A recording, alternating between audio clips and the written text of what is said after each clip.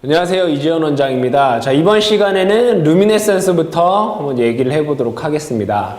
자, 먼저 루미네센스라고 하는 것은 어떠한 물질에다가 어떠한 에너지를 가하게 되면 여기에서부터 어떤 전자의 이동, 전자의 이온, 에너지 방출을 일어나게 되는데 이 에너지 방출이 빛의 형태로 나타나게 되는 게 이 루미네센스다 이렇게 얘기를 하죠. 가장 대표적인 게 뭐가 있냐면 여러분 다 아시는 형광등이라는 게 있더라 이거예요. 자, 이때 우리가 온도 복사에 의한 온도가 뜨거우면 빛을 발하는 그런 온도 복사 빛이 있고 이러한 루미네센스라는 게 있다고 했어요. 그죠? 그러니까 온도 방출에 의한 빛을 발하는 거 이외에는 다 뭐라고 했어요? 루미네센스다 이렇게 얘기를 했어요. 그러면 이 루미네센스라고 하는 건 어떤 열을 이용하지 않기 때문에 얘를 다른 말로 뭐라고 하냐면 냉광이다. 콜드 라이트가 되겠죠. 그죠? 냉광 이렇게 얘기도 하고 있다라는 얘기예요. 자, 이때 여기에서 이 물질에 따라서 우리가 두 가지로 나눠지는데 형광이라고 하는 애가 있고요. 그 다음에 인광이라고 하는 물질이 있더라 이거예요.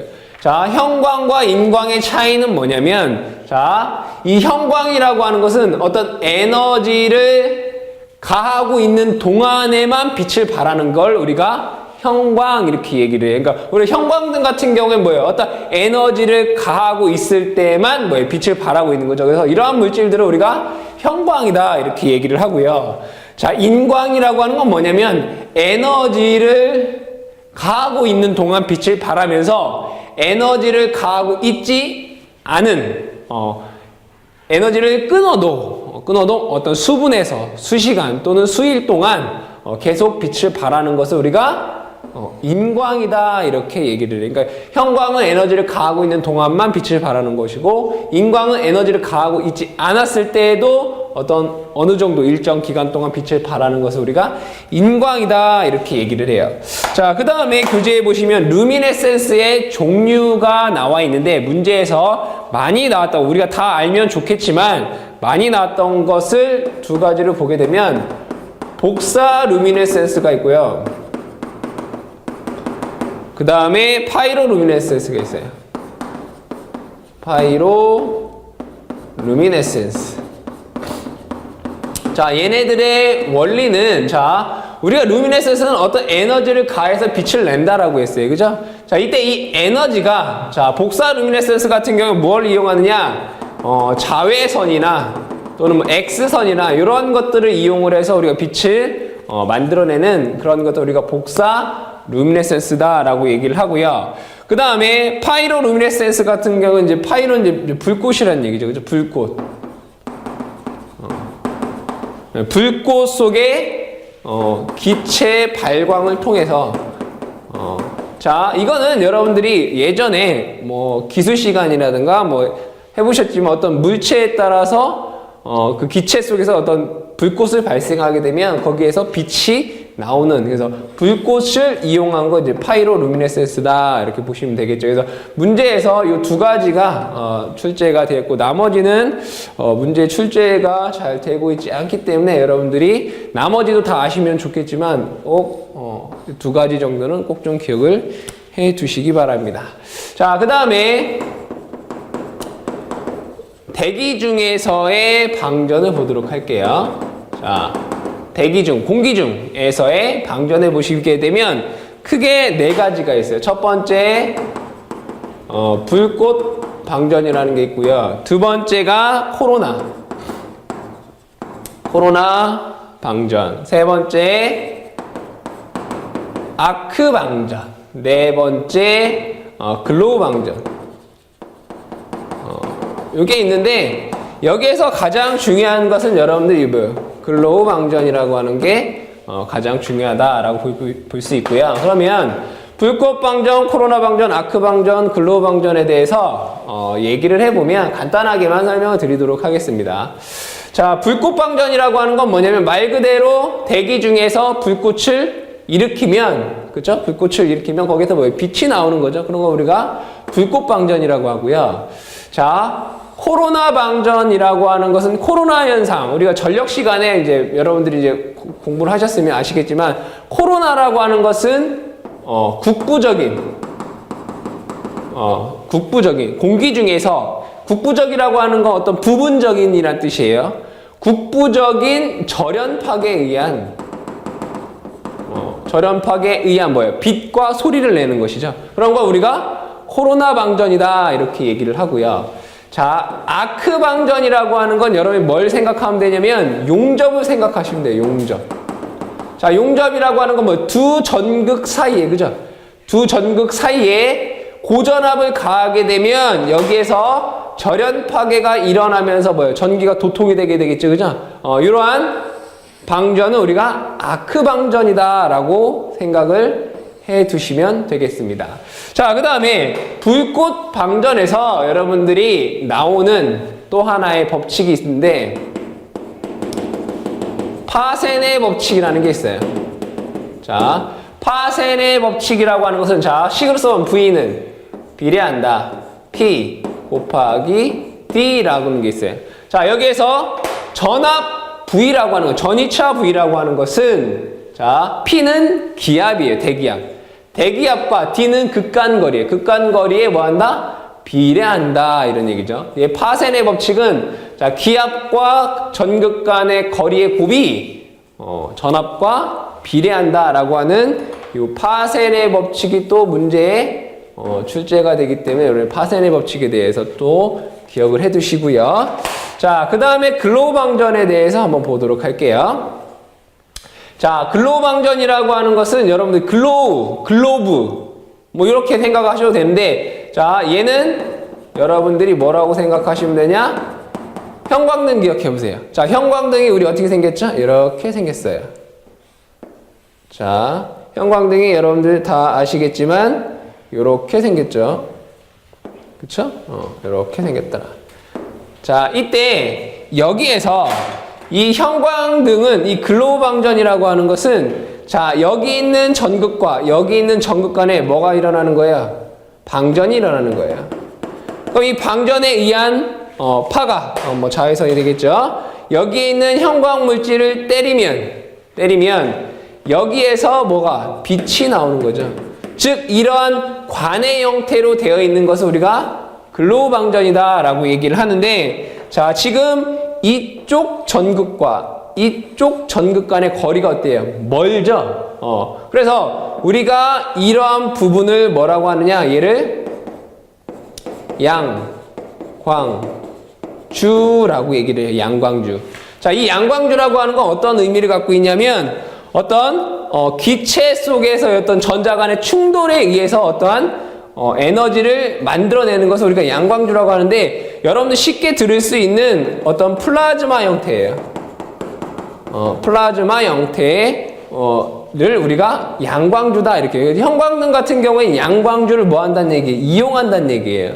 자, 근데 이 전극과 이 전극이 좁으면 이 양광주가 존재하지 않는 거죠. 그러니까 전극 간에 멀 때 우리가 양광주가 존재한다 이렇게 얘기를 하고요. 이 극간 간격이 작으면 양광주가 없다 이거예요. 그래서 부글로우라고 해요. 그런 것들을 양광주와 반대되는 거. 그러니까 전극이 길을 때는 우리가 얘를 양광주를 이용한다라고 얘기를 하고 이 두 전극 간에 작을 때는 양광주가 아니라 뭐예요? 부글로우를 이용한다 이렇게 얘기를 한다 이런 얘기죠. 자, 그러면 자.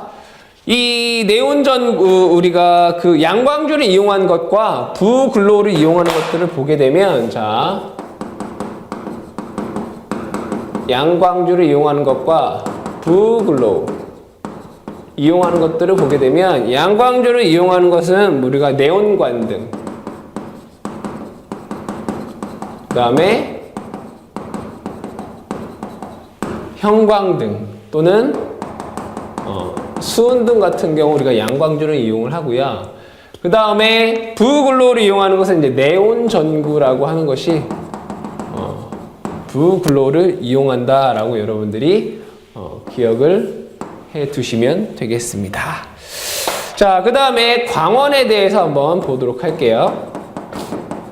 자, 광원. 발광 원리에 따른 광원. 우리가 두 가지로 나눌 수 있죠. 그죠? 뭐예요? 온도 복사고, 그 다음에 뭐예요? 루미네센스죠. 루미네센스. 그쵸? 온도 복사를 이용하는 것 가장 대표적인 게 뭐라고 했죠? 백열 전구. 그죠? 또 그 다음에 할로겐 전구라는 게 있죠. 그죠? 여러분들이 시중에서 그 할로겐 전구에 대한 얘기는 많이 들었어요. 뭐 어디에 써요? 여러분들 많이 타고 다니는 자동차 라이트에 할로겐 전구라는 걸 쓰죠. 이 할로겐 전구는 백열 전구에 비해서 훨씬 소형, 경량화할 수 있고 밝기도 훨씬 더 밝고, 그쵸? 수명도 더 긴 거죠. 그러면 이 할로겐 전구라고 하는 건 뭐냐면 나중에 뒤쪽에 또 설명을 하겠지만 이 백열 전구에다가 이 할로겐 원소를 집어넣은 그러한 전구가 할로겐 전구다. 나중에 조금 더 다시 얘기를 하도록 하겠습니다. 자, 그 다음에 루미네센스에 의한 것에는 뭐가 있느냐? 아크에 의한 아크 방전이 있고요. 그 다음에 저압, 고압, 초고압 방전 등이 있다. 이거 종류는 여러분들 교재에 있기 때문에 보시면 될 것이고, 여기에서 저압, 고압, 초고압이라고 하는 것은 어떤 전압에 대한 것을 얘기하는 것이 아니라 여기에 들어가는 어떤 기체가 있겠죠. 가스. 이 기체를 얼마나 압축했느냐 이런 얘기. 압축했느냐. 그래서 저압, 고압, 초고압이 있더라 이거죠. 자, 일예로 저압 수은등이 있고, 고압 수은등이 있고, 초고압 수은등이 있겠다. 그렇죠? 이러한 것들이 있는데 이것도 마찬가지로 뒤쪽에서 설명을 다시 하도록 하겠습니다. 어떤 루미네센스에는 우리가 아크 방전 등 저압수은등, 고압수은등, 초고압수은등, 그러니까 어떤 기체의 압력에 의한 분류를 해줄 수가 있겠습니다. 자, 그러면 첫 번째로 우리가 백열 전구에 대해서 한번 보도록 하겠습니다. 백열 전구는 여러분들이 많이 쉽게 접할 수 있는 것이죠. 자, 이 백열 전구에서 구조에 대해서 여러분들이 조금 아셔야 되는데, 자, 그림을 하나 그려보도록 할게요. 자, 백열 전구가 이렇게 생겼다라고 보죠. 자, 여기에서 여러분들이 아셔야 되는 내용을 먼저 보도록 하겠습니다. 자, 백열 전구 그림을 보게 되면, 자, 맨 처음에 선이, 자, 요렇게 들어와 있고, 이 선이 안쪽으로 이렇게 되어 있겠죠. 그죠? 자, 그럼 여기에 뭐가 있느냐면, 필라멘트라는 게 있어요. 그죠? 필라멘트. 자, 필라멘트. 뭐 하나하나씩 적어보면서 얘기를 해보도록 할게요. 자, 이것을 우리가 뭐라고 필라멘트라고 하죠. 그죠? 자, 일반적으로 이 필라멘트는 뭘로 구성이 되어 있냐면 텅스텐으로 되어 있어요. 텅스텐. 텅스텐 이중 코일 구조로 되어 있더라. 이 필라멘트라고 하는 게. 자, 그러면 이 필라멘트를 고정하는, 자, 다른 색으로 해볼까요? 자, 고정하는 요렇게 얘를 고정하는 게 있더라 이거예요. 고정하는 거. 여기서 요렇게 고정하는 이 부분을 우리가 뭐라고 하냐? 얘를 앵커라고 해요. 앵커. 앵커라고 하는데 필라멘트를 붙잡고 있는 뭐 앵커. 얘는 뭘로 되냐? 몰리브덴으로 돼 있어요. 이거 외우셔야 돼요. 몰리브덴으로 되어 있다. 외우시고요. 자, 그 다음에 여기에서 요 몰리브덴, 즉 앵커를 지지하고 있는 요 부분, 요걸 뭐라고 하냐면 스템이라고. 스템. 얘는 유리로 돼 있어요. 유리. 뭐 여러분들이 크게 기억하지 않아도 되는 부분이죠. 자, 그 다음에 여기에 요 노란색 선, 요 부분, 요 부분을 뭐라고 하냐면 도입선. 그러니까 여기 있는 건 내부 도입선, 외부 도입선 이렇게 돼 있죠. 봉착부 도입선 이렇게 돼 있는데 다 필요 없고, 어쨌든 얘는 내부 도입선이고 봉착부 도입선이고 외부 도입선이라고 하는데, 자, 얘를 그냥 통틀어서 얘를 도입선 이렇게 얘기해 보겠다. 이게 도입선. 자, 이 도입선은 뭘로 되어 있냐면 이 도입선 얘를 듀밋선이라고 해요. 듀밋선. 외워두셔야 돼요. 듀밋선. 자, 그럼 이 듀밋선이라고 하는 건 뭐냐? 듀밋선이라고 하는 건 이 니켈과 철을 합금한 거예요. 합금. 니켈과 철을 뭐 했다? 합금을 했다 이거예요. 이 합금을 한 다음에 얘를 구리로 도금을 한 것을 우리가 듀밋선이다 이렇게 얘기를 해요. 무슨 선? 듀밋선이다 이렇게 얘기해요. 그래서 여러분들이 여기에서 기억하셔야 되는 건 필라멘트는 텅스텐으로 이중 코일 구조로 되어 있다. 그 다음에 이 필라멘트를 지지하고 있는 것이 앵커인데 얘가 몰리브덴으로 되어 있다. 그 다음에 여기에는 내부 도입선, 봉착부 도입선, 외부 도입선이 있는데 이 도입선이라고 하는 것이 뭐예요? 듀밋선이다 이거예요. 듀밋선은 철과 니켈을 합금한 도체에 구리를 도금한 것이다. 이렇게 보시면 되고요. 자, 그 다음에 여기에는 이 백열전구 안에는 뭐가 있겠어요? 당연히 가스가 들어있다. 이거 가스. 자, 이 가스는 뭘로 구성이 되어 있냐면 아르곤과 질소로 구성이 되어 있어요. 아르곤과 질소. 자, 그러면 여기에서 이 아르곤은 어떠한 역할을 하고 질소는 어떠한 역할을 하는지를 여러분들이 아셔야 된다. 자, 이 필라멘트는 상당히 고온이겠죠, 그죠? 고온이기 때문에 얘가 어떻게 돼요? 증발이 된다, 이거. 사라질 수 있다, 이거. 조금씩 손실이 생긴다, 이거. 그래서 아르곤을 넣게 되면 이 필라멘트의 증발을 뭐 한다? 방지를 하고요. 증발 억제 효과. 우리 방지라고 해도 되지만, 증발 억제 효과가 있고요. 자, 여기에서 질소는 어떠한 역할을 하냐면, 자, 뜨거우면 뭐예요? 산소와 결합하려고 하죠? 그걸 뭐라고 해요? 우리가 산화. 얘는 산화 방지. 그 다음에 불꽃이 발생하는 아크 억제. 그쵸? 산화 방지하고 아크 억제를 하게 되면 결과적으로 수명 연장의 효과가 있더라 이거예요. 그래서 여러분들 백열전구에서는 필라멘트는 텅스텐으로 되어 있고 앵커는 몰리브덴, 도입선은 듀밋선, 니켈 철합금에 구리도금을 한 것이고 이 안에 가스를 넣는데 아르곤은 증발 억제 효과가 있고 질소는 산화 방지, 아크 억제, 수명 연장의 어떤 역할을 한다라는 내용을 알아두시고요. 자, 그럼 페이지를 넘어가 보시면 우리가 필라멘트에 뭐가 있어요? 구비 조건이 있다. 그쵸? 한번 보도록 할게요. 첫 번째, 융해점이 높을 것. 잘 녹지 말아야 된다. 이런 얘기고요. 두 번째, 고유 저항이 클 것. 자, 얘는 뭐를 한다고 해서 열이 나는 거죠. 우리 열식 어떻게 H는?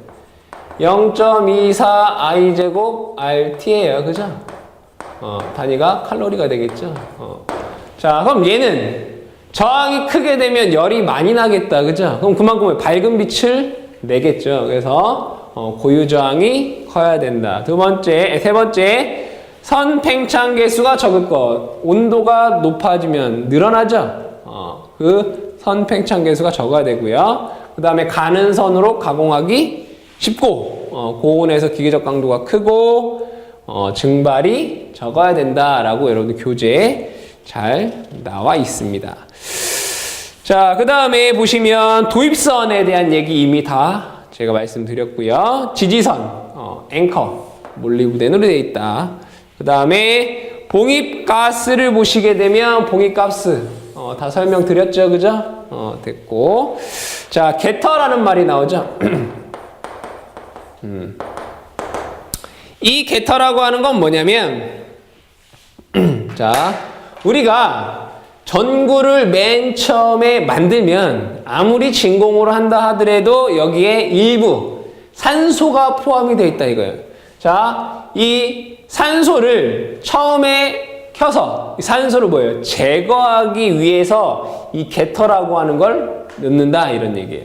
처음에 남아있는 산소를 제거하기 위해서 사용하는 것을 우리가 게터다라고 얘기를 하는데, 이때 게터의 종류에는 우리가 여기에 가스를 넣는 아르곤 질소가스를 넣는 것도 있고 그냥 진공을 사용하는 것도 있는데, 진공 백열전구와 가스입 전구에서 이 사용하는 게터의 물질이 다르더라 이거예요.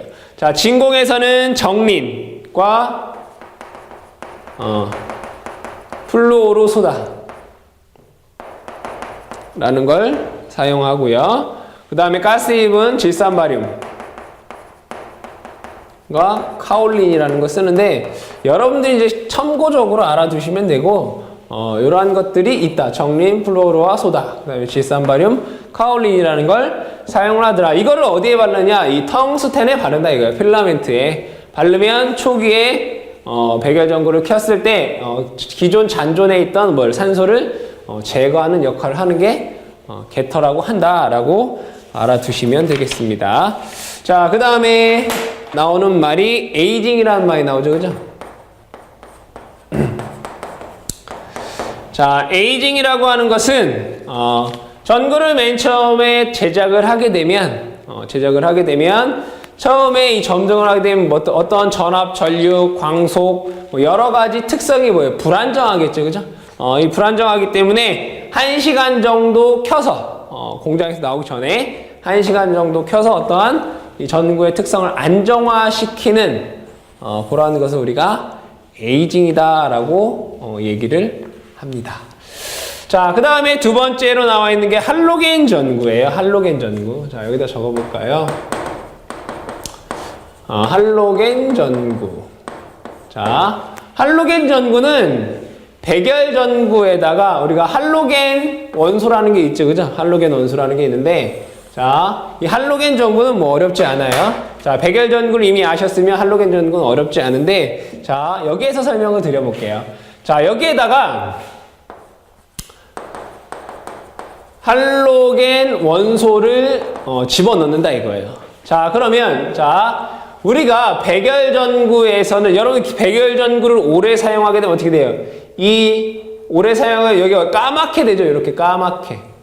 그쵸? 이걸 뭐라고 하냐면 우리가 흑화라고 해요. 흑화. 이 흑화는 왜 생기냐면 필라멘트가 산화돼서 그 부유물이 이 전구 내벽에 이렇게 붙게 되는 거예요. 그럼 당연히 빛의 발산도 적어지고 사용하기가 어렵겠죠. 그죠? 근데 여기다 할로겐 원소를 넣게 되면 어떻게 되느냐? 여기에서 나온 얘가 산화가 되면 얘가 텅스텐으로 되어 있잖아요. 그죠?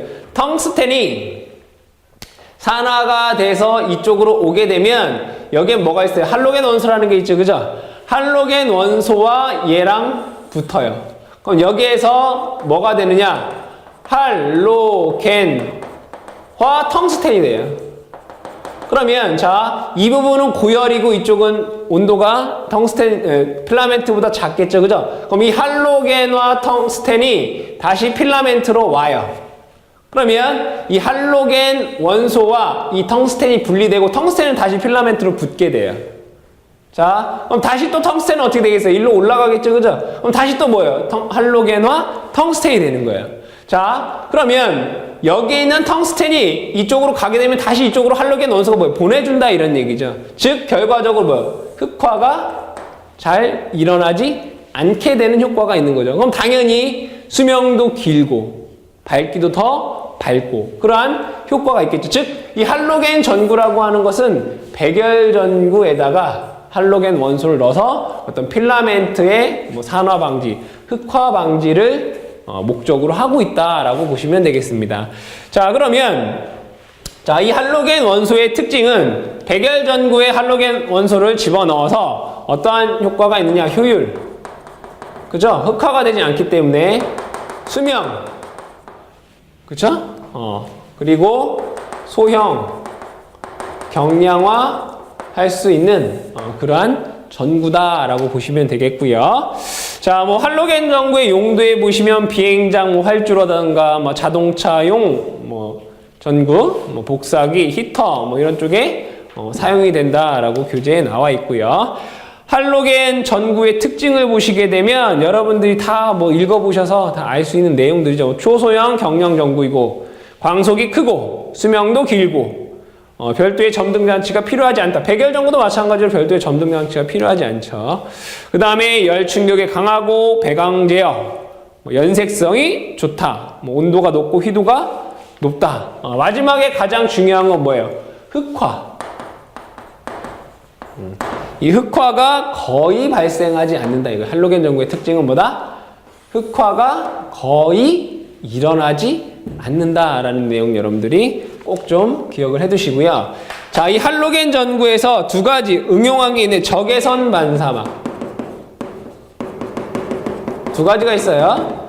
적외선 반사막이라는 게 있고요. 그 다음에 마이크로 미러브 할로겐. 두 가지가 있는데, 자, 이것은 자, 설명을 한번 해보도록 할게요. 자, 여기에서 적외선 반사막이라는 것과 마이크로 미러브라고 하는 건 뭐냐면, 자, 전구가 이렇게 있으면, 자, 빛을 가겠죠, 빛이 이렇게. 그쵸? 그러면 여기에서 이 백열 전구나 할로겐 전구는 뭘 이용하는 거예요? 열을 이용하는 거죠. 온도 복사 램프란 말이에요. 그래서 이 열을 다시 이 필라멘트로 보내줘서 온도 손실을 발생시키지 않게끔 하는 게 적외선 반사막이고요. 마이크로 미러브라고 하는 건 뭐냐면 전구가 이렇게 있으면 빛이 이렇게 나가겠죠. 그죠? 그럼 뭐도 나와요? 열도 나오죠. 그죠? 그 열은, 자, 빛이 여기에서 나오면 열은 뭐예요? 적외선 부분이 다 열이 되는 거죠. 이 열 부분을 뭐예요? 바깥으로 방출하는 거예요. 그럼 즉, 이 백열 전구와 할로겐 전구의 단점은 뭐예요? 열이 많이 난다 이거죠. 이 열을 뭐예요? 바깥으로 방출하게 되고 빛만을 이렇게 내보내는 역할을 하는 게 마이크로 미러브예요. 자, 그럼 이거는 어디에 쓸 수 있겠어요, 얘는? 전시장, 그죠? 상점, 이런 데서, 그쵸?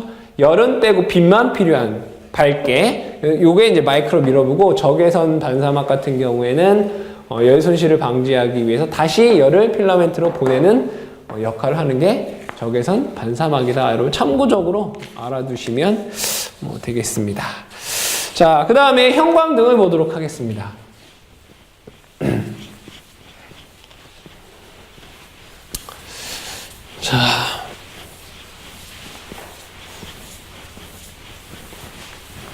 자, 형광등을 보죠.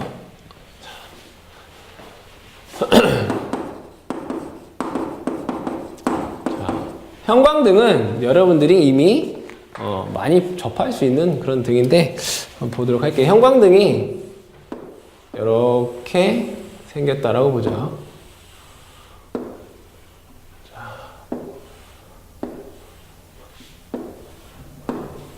자, 형광등이 이렇게 생겼으면, 자, 이 형광등은 아까 제가 설명을 했을 때 무엇을 이용한다고 했죠?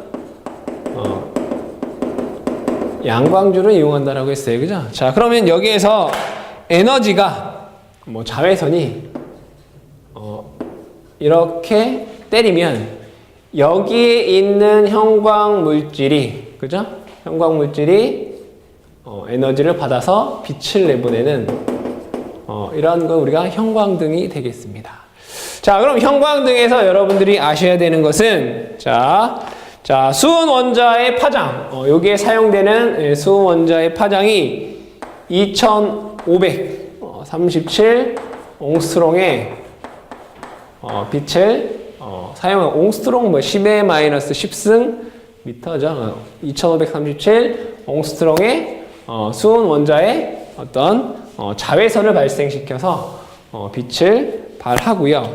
자, 이때 여기에는 뭐가 있느냐면 얘도 기체가 들어가 있어야 되겠죠. 수은과 아르곤 가스가 있더라 이거예요. 자, 이때 여기에서 요 아르곤 가스의 역할은 뭐냐면, 자, 꼭 중요합니다. 효율 증가와 수명 연장의 역할이 있다. 자, 문제에서 나와죠. 형광등에 사용되는 아르곤 가스의 역할은 뭐냐라고 했을 때 발광 효율 증가, 그 다음에 수명을 연장시키는 역할을 한다라는 내용을 기억을 해 두시고요. 자, 이 형광등 같은 경우에는 백열전구에 비해서는 열방사가 적어요. 자, 이때 상온, 우리가 상온이라고 하면 25도씨를 얘기를 하죠. 25도씨에서 이 형광등의 온도는 얼마가 되냐? 약 40에서 45도씨 정도의 열을 방출한다라고 보시면 되겠습니다. 자, 그 다음에 이 형광등에서는 여러분들이 꼭 고장이 잘 나는 게 뭐가 있어요? 안전기죠, 그죠? 안전기. 안전기다, 이거. 자, 그럼 여러분 안전기를 언제 써요? 언제? 형광등이 켜질 때, 그죠? 형광등이 켜질 때 쓰는 게 이게 안전기잖아요. 그럼 왜 켜질 때 안전기를 사용하게 되냐? 자, 맨 처음에 여기서부터 여기까지 얘가 방전이 되려면, 그죠? 방전이 되려면 뭐가 필요하겠어요? 대전류가 필요하다, 이거예요. 전류가 어떻게 된다? 증가를 한다, 이거예요. 그래서 형광등은 언제? 켜고 끌 때, 그죠? 켜고 끌 때, 많이 나가죠, 그죠? 그래서, 자, 전류가 초기에 여기에 뭐예요? 전류가 크다, 이거예요. 그러면 이 전류를 뭐 해야 되겠어요? 제한을 해야 되겠죠, 그죠? 이 전류를 제한하기 위해서 우리가 쓰는 게 초크코일이죠, 초크코일. 그죠? 한류 저항기, 초크코일. 그런 걸 우리가 뭐라고 한다? 안전기다라고 한다는 얘기에서 형광등에는 뭐가? 안전기가 필요하다, 이런 얘기예요. 자, 그 다음에 여기에 들어가는 가스에 따라서 색깔이 달라진다, 이거죠. 달라지는데 여러분들이 다 아실 필요는 없고 기존에 나왔던 거, 규산 아연, 그 다음에 붕산카드뮴 다 아시면 좋겠지만 여러분들이 다 암기하시기 어렵기 때문에, 자, 형광체의 광색, 즉 여기에 형광물질이 이렇게 발라져 있을 거 아니에요, 그죠? 형광물질이 발라져 있는데 이 형광물질이 규산아연이냐 붕산카드뮴이냐에 따라서 규산아연 같은 경우에는 어떤 색? 녹색의 빛을 발하게 되고요. 붕산카드뮴 같은 경우에는 핑크색의 빛을 발하게 된다. 뭐 핑크색 같은 경우에 어디에 쓰겠어요? 정육점 이런데, 그죠? 정육점에서 쉽게 볼 수 있겠죠. 그래서 여러분들이 형광체, 가스라고 보기엔 어렵고 형광물질. 자, 형광등 표면에 발려져 있는 이 형광물질, 규산아연일 때는 녹색이고 붕산카드뮴일 때는 핑크색이 된다, 이거. 이때 자, 효율이 가장 좋은 것은 녹색이고요. 효율이 높은 것은 녹색이 가장 좋고, 효율이 나쁜 것은 무슨 색? 적색 계통이 효율이 좀 나쁘다. 이 정도까지는 여러분들이 기억을 해 두시기 바랍니다. 자, 그 다음에 교재에 뭐가 나와있어요? 형광등의 특징 있죠? 형광등의 특징에 보면 앞에 5가지는 장점이 될 것이고 뒤에 5가지는 단점이 되는데 한번 읽어보도록 할게요. 자, 형광체의 혼합에 의한 주광색, 백색 등 필요한 광색을 얻기 쉽고요. 휘도가 낮다. 눈부심이 좀 적다. 백열전구에 비해서, 그렇죠? 효율이 높고, 그 다음에 열방사도 적고, 그 다음에 수명이 길고, 그 다음에 소비 전력도 낮죠, 그죠? 그래서 이러한 형광등의 장점이 있을 수 있고요. 단점으로는 점등하는데 시간이 좀 걸리죠. 그 다음에 부속장치, 안전기가 필요한데 값이 좀 비싸고요. 그 다음에 깜빡거리고 역률이 나쁘고 온도에 영향을 받는다라고 하는 어떤 단점이 있을 수 있겠습니다. 문제에서는 뭐 잘 출제가 되지고 있지는 않지만 여러분들이 기본적으로 형광등의 특징에 대해서는 좀 기억을 해두시기 바랍니다. 자, 그 다음에 나오는 게 수명과 동정곡선이에요.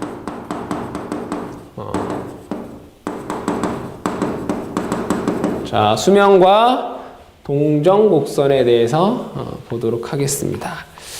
자, 여기에서 이 수명이라고 하는 건 뭐냐면, 수명은, 우리가 형광등의 수명을 뭘로 나타내느냐? 형광등의 수명은, 자, 형광등에서 나오는 초기 광속의 80% 이하가 되었을 때, 또는 형광등이 고장이 났을 때, 그죠? 방전 불능 상태.